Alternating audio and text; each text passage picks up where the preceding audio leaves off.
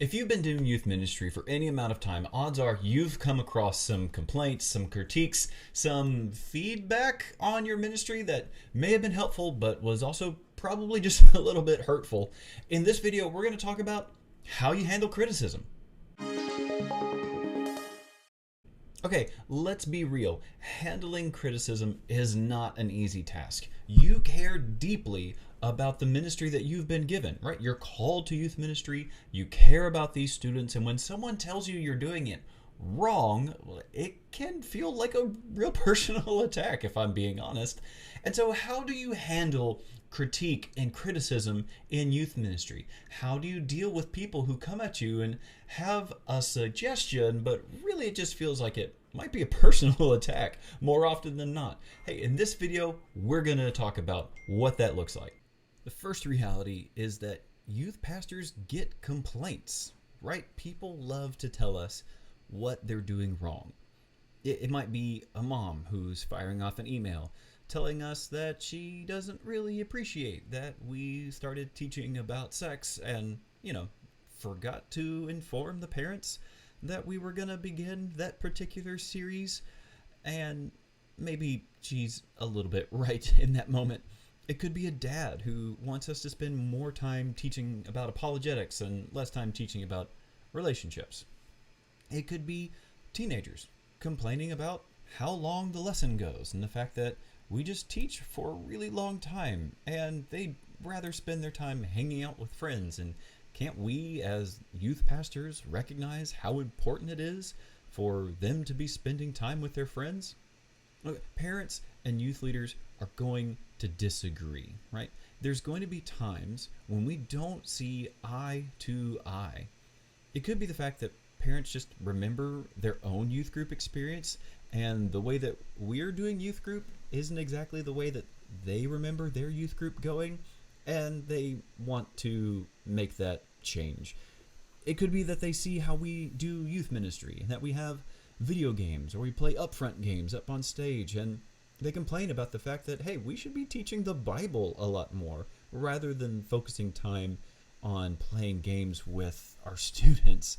It could be the fact that our church just thinks our kids are really rambunctious and they've got a lot of energy and they'd really prefer us keep the youth ministry to a minimum if we can. The fact is, students also can complain, and they can complain a lot. The students can complain about a whole host of different things. They want the youth ministry to be cooler, or maybe they want the youth ministry to be less cool. They want it to be louder or less loud. Maybe you hear students just wanting to spend time with their friends and not on the lesson that you spent time preparing. They want to do maybe anything other than what you've got planned for that night. Maybe you hear students saying that they'd rather go to the church down the street because they like that youth ministry better. Let's be real. Hearing critique is super tough, especially if you've been praying and trying to figure out how God would have you direct your youth ministry and how he wants you to minister to the students he's put into your care. When someone comes and tells you that you're wrong, it can feel really, really hard on your heart. Sometimes our immediate response can be to just shut them down and ignore everything that they have to say. They haven't obviously prayed about how they should lead the youth ministry. Why do they get to come in and critique what you've been doing? Or we can give in to criticism too much. Every single complaint that comes our way, maybe we act on it and we try to implement that change immediately. So much so that the youth ministry that we find ourselves leading at some point isn't even our ministry at all. It's actually everybody else's. It doesn't look like anything we believe it should, and instead it looks like what everybody else thinks it should. And at the end of the day, we can burn ourselves out trying to please everyone, and we just can't.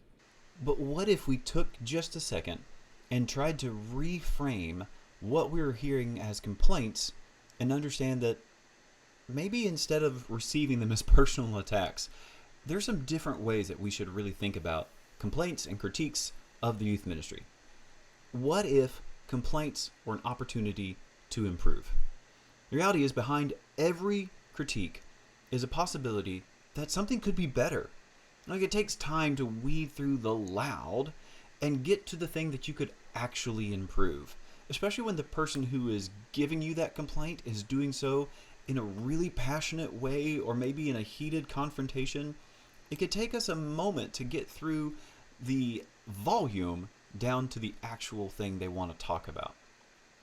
Maybe take some time to think through the critique. Bring it to someone else who has some eyes on the ministry. Let them give you their feedback as well. There could be a need for something to change. It could be a really positive thing for you and the ministry. What if complaints helped you create better relationships?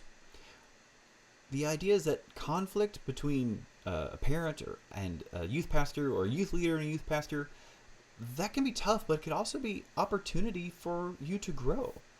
Sometimes you can improve the relationship just by hearing a person out. You can take a change based on their critique, but maybe just listening to them and showing them that you care about them as a person is actually the thing that they want. They just want to be heard and valued. Maybe you don't come to an understanding.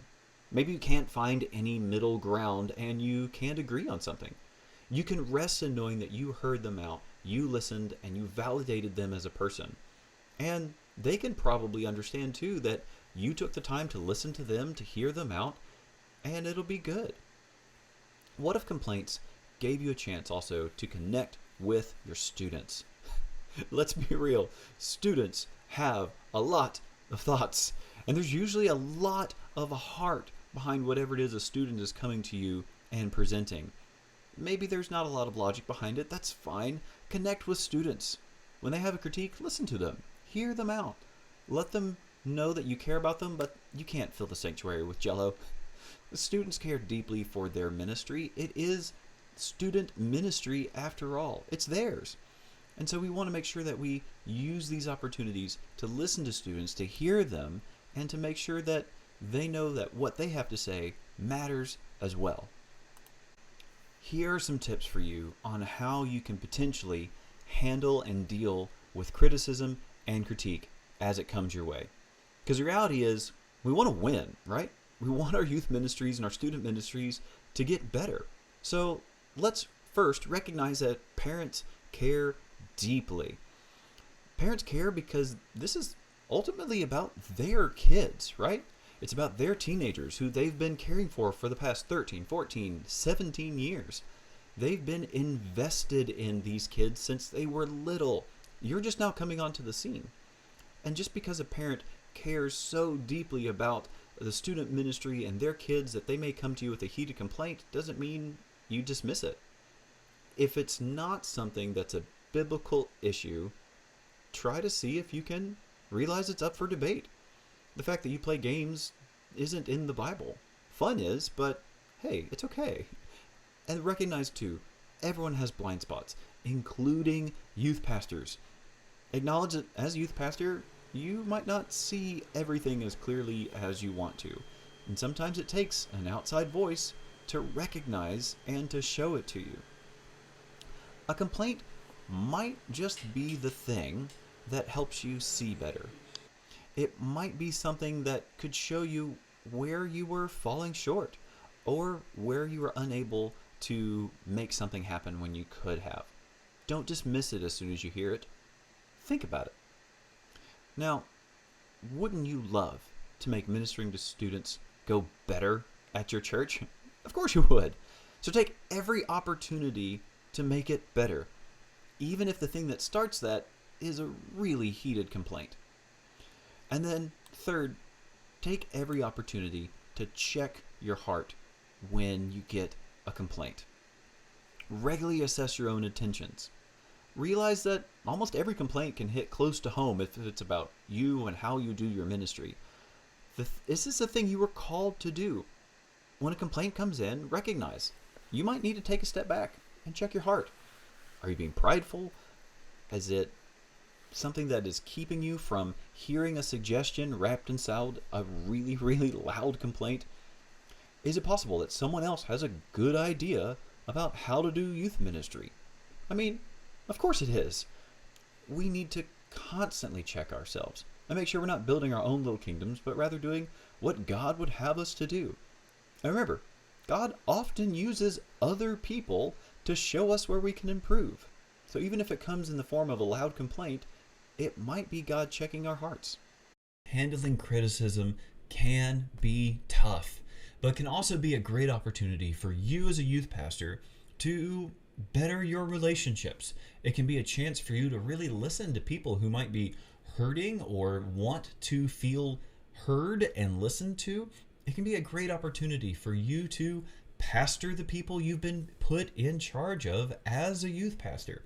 So try not to take every criticism and critique personally, but instead use it as an opportunity to either foster good relationships, grow the youth ministry, or even check your own heart. Hey, I hope this has been encouraging to you. You've got this, youth pastor. God's going to do some great things through you. You're going to see him do amazing stuff. It might even be this week at youth group.